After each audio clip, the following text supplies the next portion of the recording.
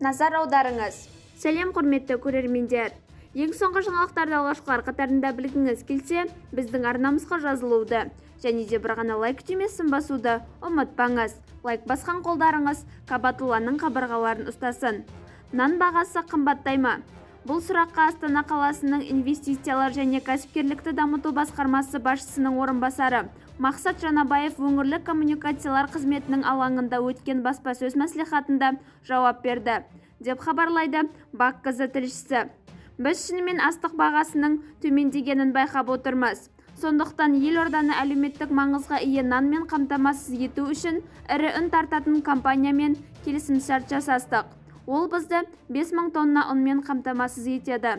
Осылайша өндірушілеріміз жыл бойы әлеуметтік нанды дүкен сөрелерінде 95 теңге болып белгіленген бағамен сата алады, деп атап өтті басқарма басшысының орынбасары.